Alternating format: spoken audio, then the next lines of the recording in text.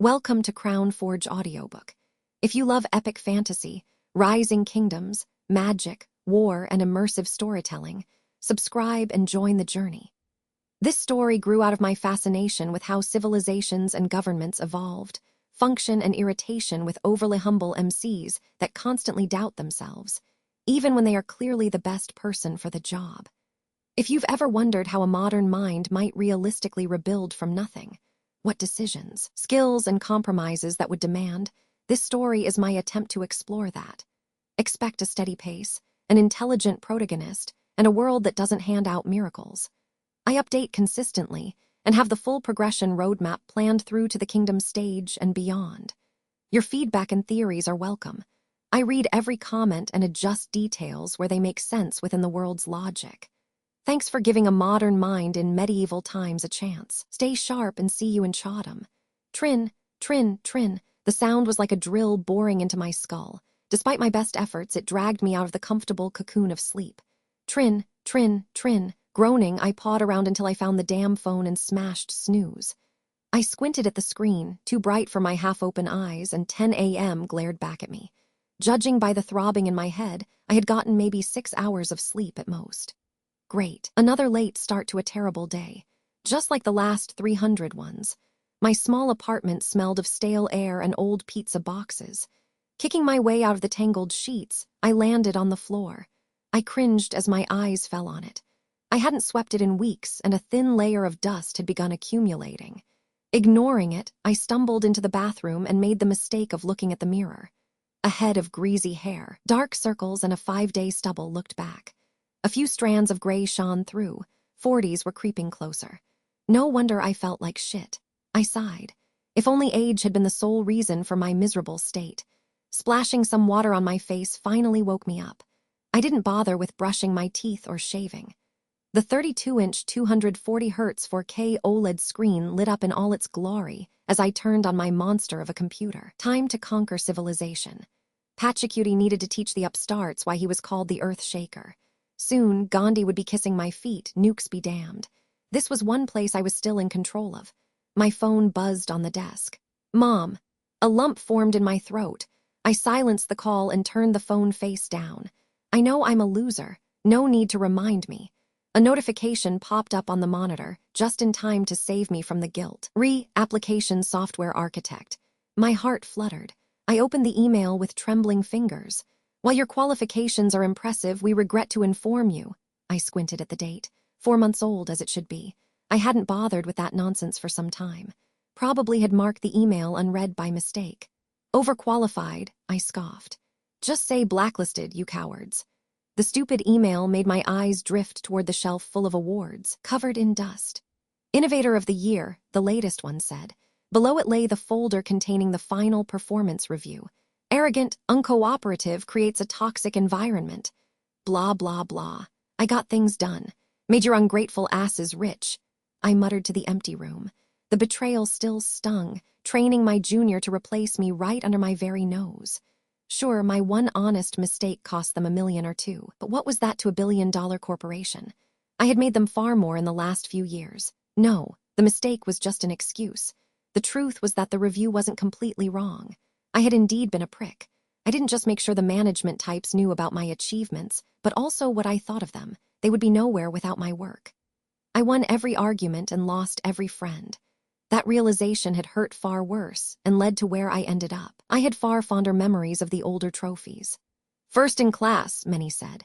A few were for second place for the years when the other 2 smartasses got too competitive. That was fine by me. It's not like I had to put any effort to be in the top 3. What a curse that turned out to be. I chuckled at all the memories. All success and no effort made Jack a royal prick. Maybe the teachers could have pounded some sense into me.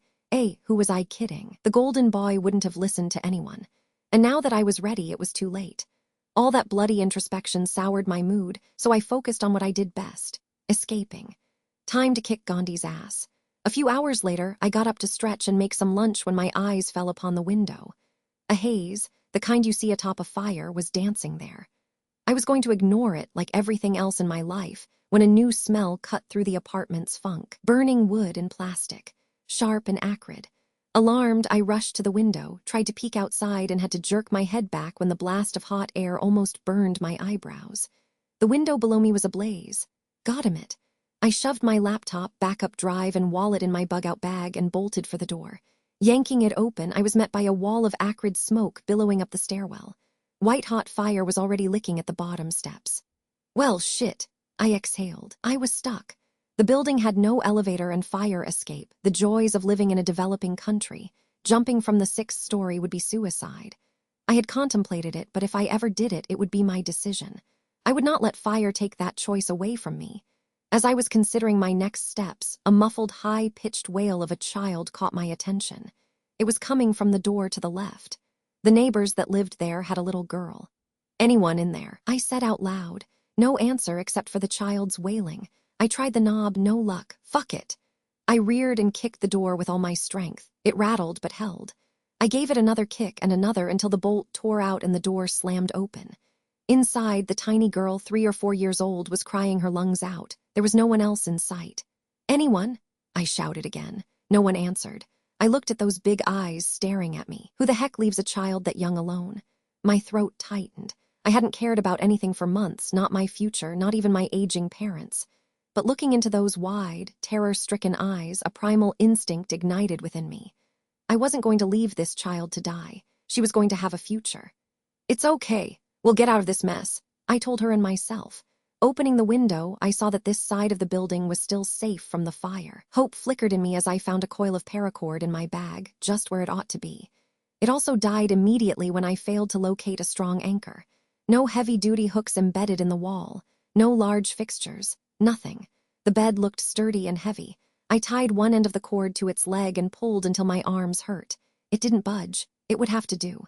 "Okay, let's get out of here. Come here, cutie." I tried to build a harness around the little girl, but she wouldn't stop squirming and screaming. I sighed. We would have to go down together. I tied her to my chest, which surprisingly calmed her down. Grimacing, I rigged a rappel harness around me.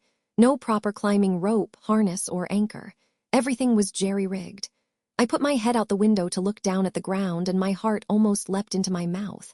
It looked far more distant, now that I had to rappel down on my sketchy setup. But the air in the room was getting thick with smoke and heat, and flames had begun peeking out from the apartment below. It was now or never. Why not just let it end here? A tired voice in my head whispered. I considered it for a second, but that tiny face staring at me hardened my resolve. "Not today," I said out loud. I somehow got myself out of the window, despite my shaking legs. My feet scrabbled for purchase, and the rope hissed through my hands as I began to rappel. Release, release, release. I chanted the mantra as my palms, soft from months at a keyboard, burned with the strain of repeatedly gripping and releasing the rope. My body was shaking, but I was doing it. I lowered us down a story. A smile came upon me. We are going to make it. Then the world dropped away. The rope went slack. We were in free fall. The bed's leg must have given out, or the stupid cord snapped. It didn't matter. I would not survive a 5-story fall, but maybe the little girl would. Please let her live. Those were my last thoughts as I curled myself around her and shut my eyes. Thank you for reading the chapter. Please leave a comment, rating, star, or review if you are enjoying the story. Follow and favor it. It's so you don't miss new chapters. Also, please consider joining my Patreon.